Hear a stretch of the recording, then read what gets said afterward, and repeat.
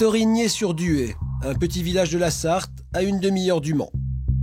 Depuis près de 15 ans, une affaire criminelle empoisonne la vie de la région. L'affaire Dany Le Prince. En 1997, Dany Le Prince est condamné à perpétuité pour le meurtre de son frère Christian, de sa belle-sœur Brigitte et de leurs 2 filles, Audrey 10 ans et Sandra 6 ans. Aujourd'hui, à la salle des fêtes, une partie du village s'est réunie. Allez-y, rentrez. Pardon, monsieur. Allez-y. Bonjour. Ils sont plus de 500 à avoir fait le déplacement malgré la pluie. S'ils sont là, c'est parce qu'ils pensent que Dany a été condamné à tort. Non, pour moi, il est innocent. Depuis le premier jour. C'est clair et net que pour moi, il a servi de pigeon et c'est tout. Ils ont fait un gars que c'est pas lui qui a fait le travail. C'est vrai, on se dit, mais est-ce qu'on verra, nous, à notre âge, est-ce qu'on verra la vérité? Pour moi, les bons coupables sont dehors. Ce rassemblement, c'est aussi l'occasion de regarder un documentaire qui met en avant les incohérences de l'enquête. Dans la salle, quelques voisins qui connaissent les victimes et aussi beaucoup d'inconnus. Ah ben, la famille, pour l'instant, il n'y en a pas. Il n'y a que nous et puis Robert qui va arriver. Robert, c'est le père de Dany. Et s'il vient seul ce soir, c'est qu'il a perdu presque toute sa famille dans le drame. Son fils, sa belle-fille et leurs 2 filles ont été assassinés. Sa femme Renée, terrassée par le chagrin, s'est suicidée il y a 2 ans. Son fils Dany est emprisonné depuis 15 ans pour avoir commis ce quadruple meurtre. L'homme qui le salue s'appelle Roland Agré. Ancien condamné à tort, il préside aujourd'hui l'association Action Justice. Mais ça fait du bien de cavaler, hein, ça fait du bien. C'est lui qui a mis en lumière les failles de l'enquête. Dans une affaire aussi terrible, pour juger un homme, pour juger une affaire, faut-il qu'on ait tous les éléments, qu'on ne fasse pas une enquête comme ça au pied levé, une enquête d'amateur. Mais sur quelle preuve le fils des Robert a-t-il été condamné? Et que s'est-il passé dans la nuit du dimanche au lundi 5 septembre 1994 entre les frères Le Prince? Toute la journée, les gendarmes ont tenté de retrouver à l'intérieur de la maison le moindre indice. Christian Le Prince, âgé de 34 ans, sa femme et 2 de ses 3 filles ont été sauvagement assassinés. À l'intérieur de la maison, Christian, sa femme Brigitte et leur fille Audrey 10 ans et Sandra 6 ans sont massacrés à la feuille de boucher, un hachoir utilisé pour couper les quartiers de viande. Le premier qui entre sur les lieux du drame s'appelle Régis Boutier. Il est pompier volontaire. On est rentré dans la maison pour aller voir ce qu'il y avait exactement. Déjà, on voyait pas la couleur du carrelage, c'était du sang partout. Puis voir un corps, 2 corps, 3 corps, on ressort quoi. On ressort pour reprendre ses esprits parce qu'on se demande ce qui s'est passé quoi. Robert, le père de Christian et de Dany, habite une ferme à quelques centaines de mètres. Intrigué par les gyrophares, il arrive sur les lieux. Quand j'ai descendu à travers les champs, ma femme est venue me chercher. J'ai voulu aller voir dans la maison. Ils m'ont dit, monsieur Le Prince, n'entrez pas à la maison. À l'intérieur de la maison, c'est l'horreur. Dans l'entrée, le corps de Christian. À côté de lui, la petite Sandra. Le corps de sa sœur, Audrey, a été tiré de la salle de bain jusque dans la chambre de ses parents. Brigitte, la femme de Christian, est allongée sur le carrelage de la cuisine. Son bras gauche est sectionné, elle a probablement tenté de se défendre. Le corps de la femme de Christian, c'est un acharnement qu'il y a eu sur ces gens-là, quoi. On s'est acharné, c'est pas un coup mortel, on s'est acharné sur ces gens-là. Ils étaient défigurés, complètement ouverts d'un bout à l'autre, quoi. Christian était méconnaissable, quoi. Quelqu'un qu'on avait l'habitude de voir. Là, il fallait savoir que c'était Christian. Hein. Il fallait vraiment, on le reconnaissait pas. Fait incroyable, au milieu des cadavres, la petite Solène, qui n'a que 2 ans, est retrouvée vivante à côté de son lit. Le docteur Bouzard est rentré entre-temps et c'est lui qui était au fond du couloir et dans la chambre qui a découvert la petite Solène, quoi. Dans le bureau, bien en évidence, les gendarmes retrouvent une reconnaissance de dette vieille de 8 ans. À l'époque, Christian avait prêté 10 000 francs à son frère Danny. Serait-ce une mise en scène pour faire croire à une jalousie entre les deux frères? Pour Christian, les affaires marchent bien. Propriétaire d'une carrosserie, il gagne bien sa vie. Il vient même d'offrir une Triumph cabriolet à sa femme. Danny, lui, ne connaît pas la même réussite. Agriculteur, il travaille la nuit à la boucherie industrielle pour boucler ses fins de mois. Sa femme, Martine, se tue à la tâche pour faire tourner la ferme familiale.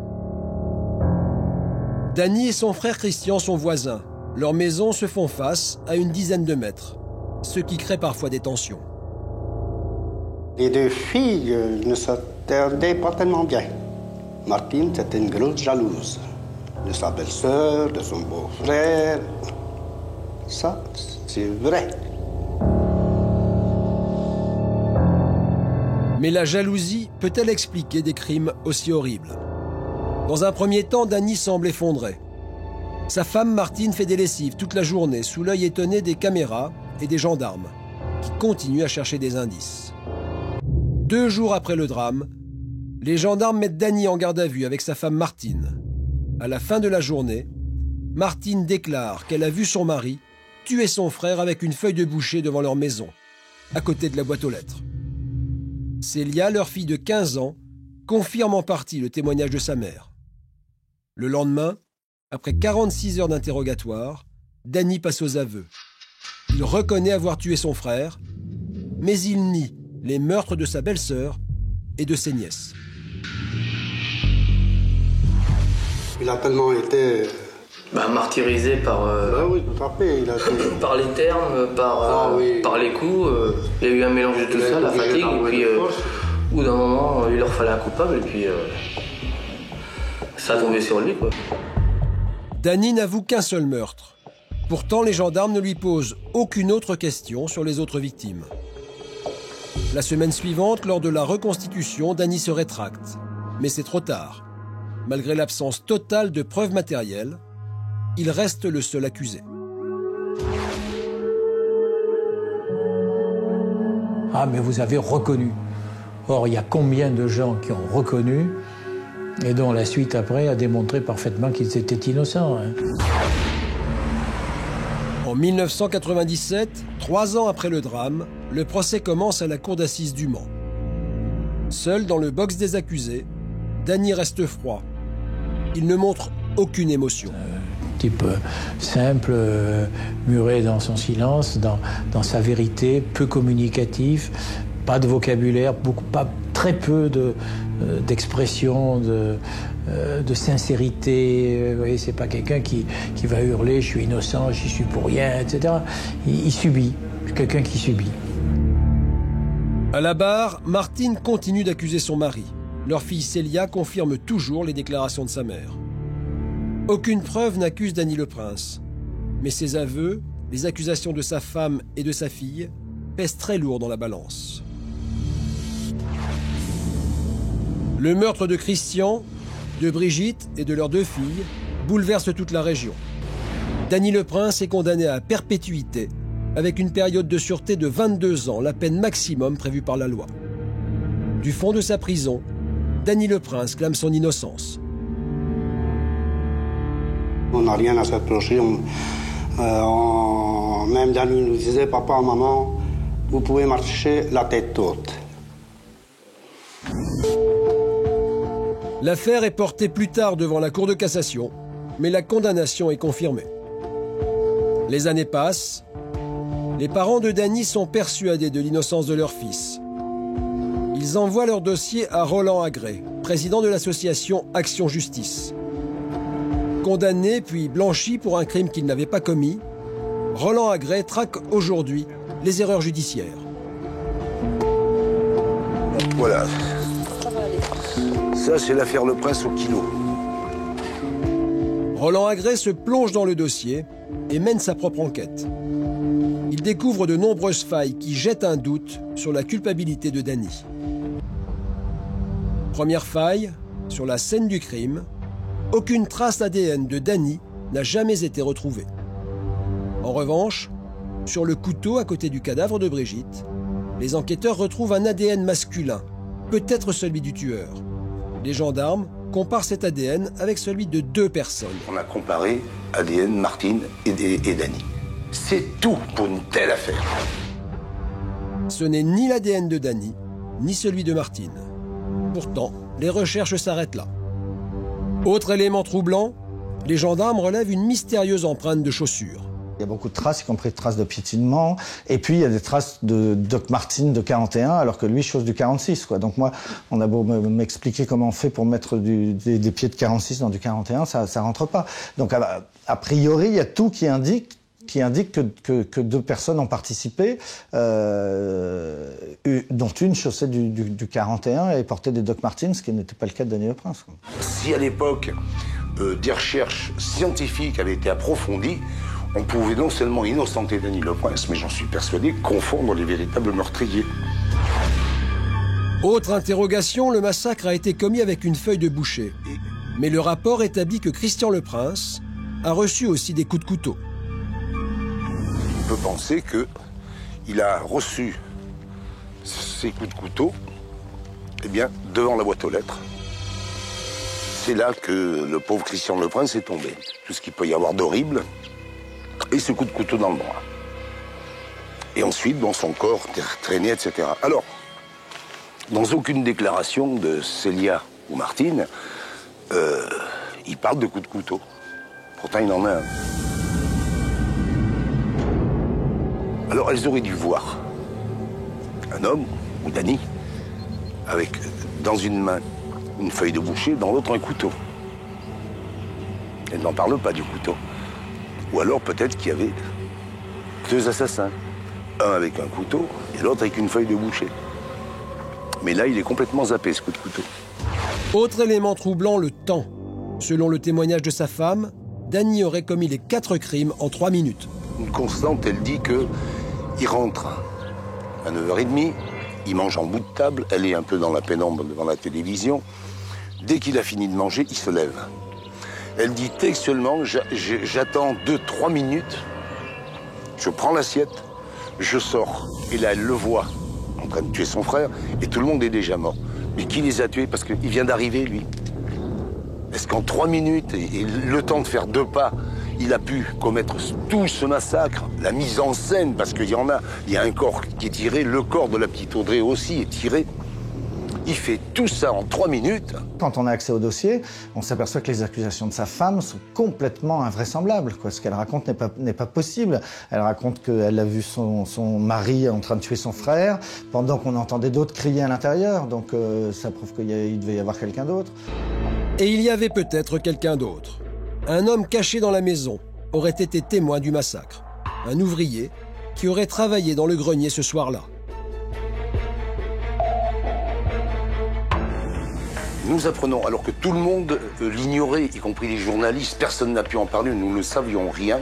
C'est révélé par un dénommé Laurent Rousseau, qui a téléphoné à Madame Marie-France Roussel, chirurgien dentiste au Mans, se trompant de numéro. Mon numéro de téléphone du cabinet était à un chiffre près, identique à celui de la gendarmerie.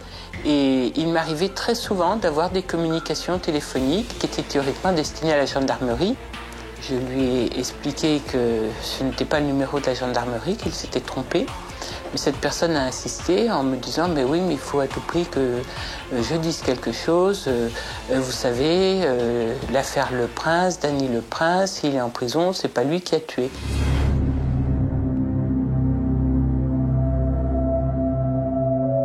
Alors il m'a raconté que le soir du meurtre,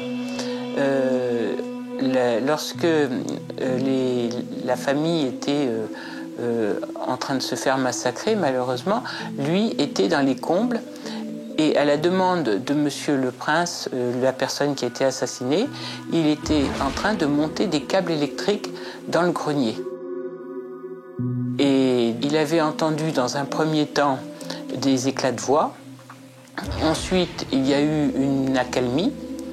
Et après cette période d'accalmie, il ne m'a pas dit combien de temps ça avait duré, il y a eu à nouveau des cris d'horreur.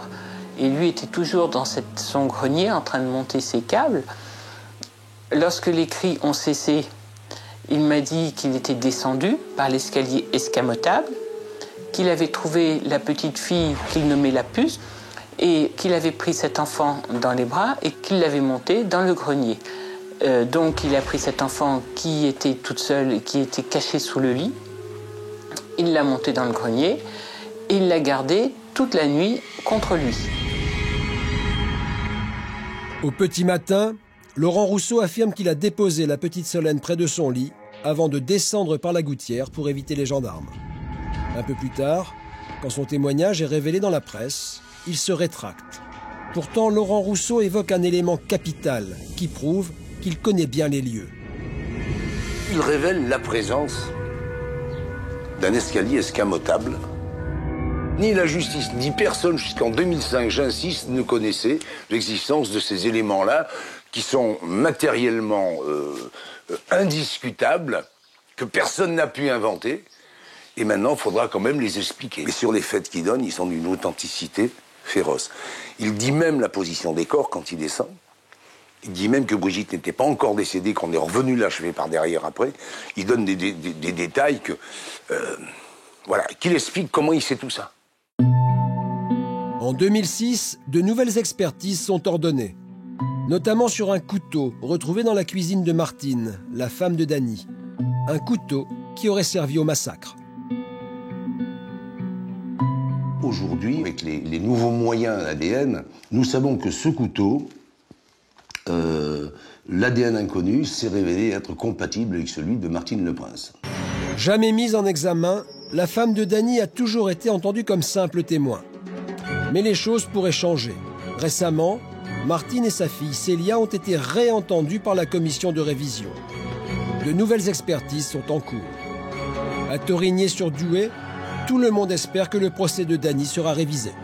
Je mets à cœur de ce genre d'affaire.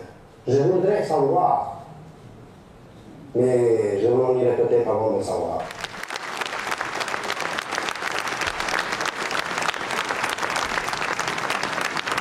Je suis ému, mais bon, ça me fait plaisir quand même.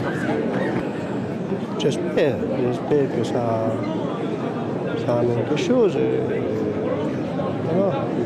Pour moi, c'est le prototype même de l'erreur judiciaire. On s'aperçoit en accumulant les éléments que cette histoire, telle qu'on nous l'a présentée, ne tient pas. Donc j'estime qu'on a, comme on dit vulgairement, enfumé l'opinion publique. Tout le monde espère aujourd'hui que des témoins qui auraient vu quelque chose n'aient pas peur de se présenter à la justice, 15 ans après les faits. Il y en a qui ont peur, peut-être, de parler. Il y a encore des assassins très méchants à l'extérieur, on peut supposer ça, n'est-ce pas? Mais à un moment donné, on est obligé de libérer sa conscience parce qu'on ne peut plus vivre, se regarder dans la glace. Alors évidemment, j'espère aussi que des gens qui peut-être savent quelque chose vont se révéler très vite. À la fin de la réunion, les témoignages de soutien à Robert Le Prince se multiplient. Tenez bon, monsieur, parce qu'on pense beaucoup à vous. Soyez courageux, lâchez pas.